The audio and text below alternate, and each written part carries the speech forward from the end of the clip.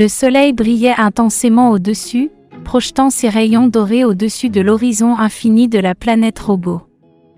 Le ciel était clair et doucement bleu, et le vent soufflait frais, agité par le chant joyeux des oiseaux métalliques. Eri, un détective robot talentueux et curieux, se tenait sur le porche de sa petite maison confortable, envahie de plantes vertes étranges, et regardait le coucher de soleil colorer le ciel de teintes agréables. Pendant son temps libre, Eri aimait résoudre des énigmes complexes et lire des romans policiers. Le soir, il écoutait le chant mélodique des oiseaux métalliques et appréciait l'arôme de l'huile fraîche pour ses joints. Un jour, comme d'habitude, après avoir terminé une autre tâche et profité d'un repos bien mérité, il entendit des nouvelles alarmantes. « Incroyable !» s'exclama Eri. « Tous les oiseaux de fer ont disparu ? Comment cela a-t-il pu arriver ?» Il entendit cela de sa voisine, une petite robot nommée Nelly. Elle était bouleversée et agitée, sa voix tremblait d'anxiété. « Oui, Eri, c'est vrai. Personne ne sait ce qui s'est passé. Tous les oiseaux ont disparu en même temps. Nous voulons que tu découvres cela, plaida Nelly en le regardant avec ses yeux brillants. Eri acquiesça, promettant de l'aide. Il commença son enquête en interrogeant des témoins et en rassemblant des informations. Les rues de la ville étaient tendues et chaque robot était concerné par l'histoire des oiseaux disparus. Bientôt, Eri découvrit le premier mystère, tous les oiseaux de fer ont disparu en même temps, suggérant une conspiration. « C'est étrange », murmura Eri. « Tout indique que ce n'est pas une coïncidence. » Il réalisa rapidement qu'il était confronté à une affaire sérieuse et mystérieuse. La planète robot dépendait de la sagesse et du courage de Eri pour résoudre ce mystère. Il décida de vérifier les endroits où les oiseaux de fer vivaient habituellement et parla avec les robots vivant à proximité.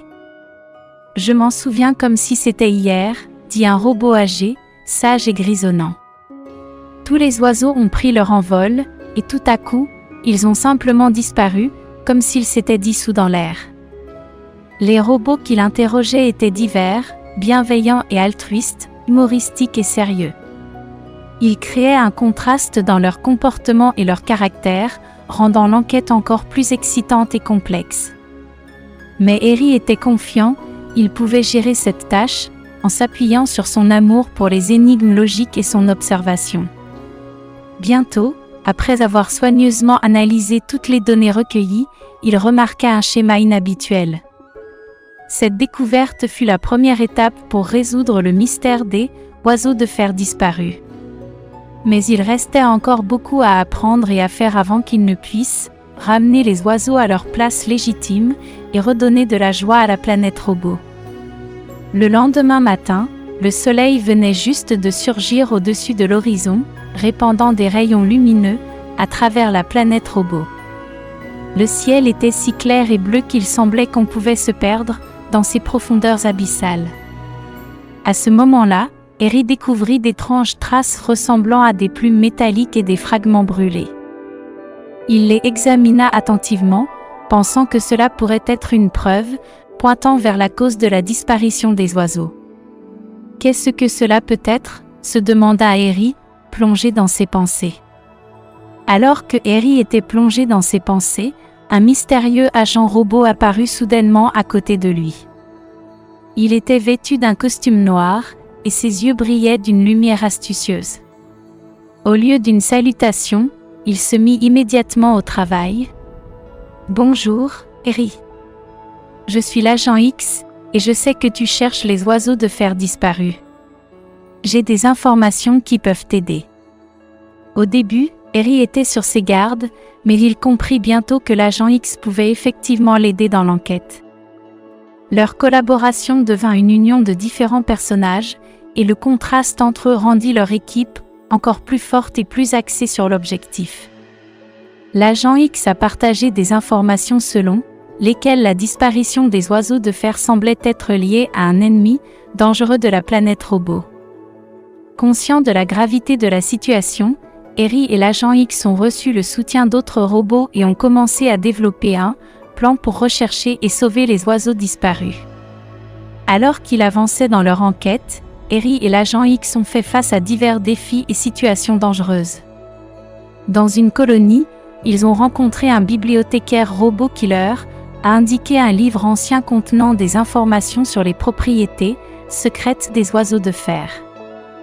Poursuivant leur voyage, les amis ont rencontré un garde robot dangereux qui ne les laisserait pas passer dans un passage étroit dans les montagnes. En utilisant la ruse et la débrouillardise, Eri a rapidement réalisé que le garde avait une mauvaise vision dans l'obscurité. Ils ont donc attendu la nuit et ont soigneusement contourné le garde robot endormi. Se retrouvant dans une forêt mystérieuse, où il semblait que les arbres se chuchotaient des choses, Eri et l'agent X ont découvert une toile avec des symboles et des flèches représentées dessus. Déchiffrant le message, ils ont compris qu'ils devaient se diriger vers la cascade au bord de la forêt. Un soir, alors qu'ils installaient leur tente près de la cascade, Eri a rappelé son enfance passée en compagnie de puzzles logiques et de longues contemplations sur différents mondes et leurs habitants. Il a partagé ses pensées avec l'agent X, qui à son tour lui a raconté son travail et ses aventures en tant qu'agent secret. Le lendemain, les héros ont trouvé un endroit secret derrière la cascade, où une machine ancienne était cachée. Après avoir étudié l'appareil et mené une série d'expériences, Eri a réussi à activer la machine, qui leur a montré le chemin de l'endroit où les oiseaux de fer enlevés pourraient se trouver. Eri et l'agent X se sont lancés sur le chemin mystérieux, révélé par la machine ancienne, rempli de plantes luxuriantes et fantastiques qui semblaient vouloir dévorer Eri et l'agent X. À chaque pas, ils ressentaient l'approche palpitante de la vérité. Ils ont rencontré un arbre parlant qui leur a raconté des événements anciens qui se sont déroulés dans la forêt et les a mis en garde contre les dangers invisibles qui se tapissent sur leur chemin. Grâce à son attention aux détails et à ses compétences de réflexion logique, Eri a découvert un passage secret qui les aiderait à surmonter les défis à venir. Pendant leur voyage, Eri et l'agent X ont rencontré des pêcheurs robots qui ont été très surpris de voir des étrangers. Ils ont partagé leurs observations sur les événements étranges se produisant dans la forêt et leur ont parlé de l'apparition soudaine d'ombres mystérieuses. Au cours de la conversation, les héros ont appris la possible localisation des oiseaux de fer kidnappés une grotte mystérieuse située au sommet d'une falaise. En atteignant la base de la falaise, Eri et l'agent X ont affronté un serpent de pierre géant qui bloquait l'entrée de la grotte. Ils ont utilisé leur astuce pour distraire le serpent. Eri a commencé à raconter des histoires intéressantes, et l'agent X a utilisé ses compétences de camouflage pour se faufiler et activer un mécanisme caché qui a immobilisé le serpent de pierre. Enfin, les héros ont atteint l'entrée de la grotte, et en s'aventurant prudemment à l'intérieur, ils ont découvert une vue incroyable. Les oiseaux de fer avaient été transformés en statues de pierre, se tenant en chaîne le long des murs de la grotte. Eri et l'agent X ont réalisé qu'un ennemi sinistre avait utilisé un cristal magique pour transformer les oiseaux de fer en statues de pierre. Ils ont compris qu'ils devaient trouver ce cristal et le détruire afin de restaurer les oiseaux à leur état antérieur et les sauver. Ils ont continué leur voyage plus profondément dans la grotte, où ils ont rencontré une série de pièges sinistres gardant le cristal. Le premier piège était une pièce avec de nombreuses portes, chacune menant à un abîme dont il était impossible de s'échapper. Grâce à ses compétences d'observation aiguë, Eri a remarqué le fil le plus fin d'une toile d'araignée indiquant le chemin sûr. Ils l'ont suivi avec précaution et ont évité le danger.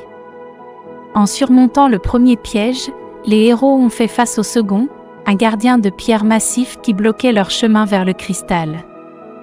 Se rappelant de l'arbre parlant amical, Eri et l'agent X ont conçu un plan rusé.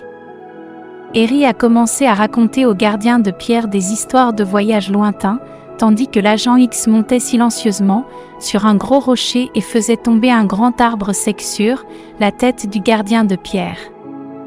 Ayant vaincu l'adversaire dangereux, Eri et l'agent X ont enfin trouvé le cristal magique. Mais son pouvoir traître le protégeait des attaques directes.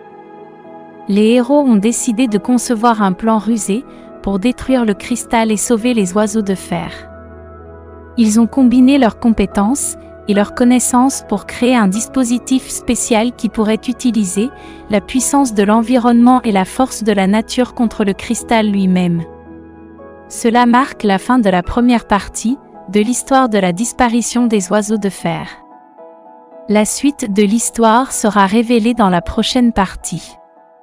À bientôt mes chers amis.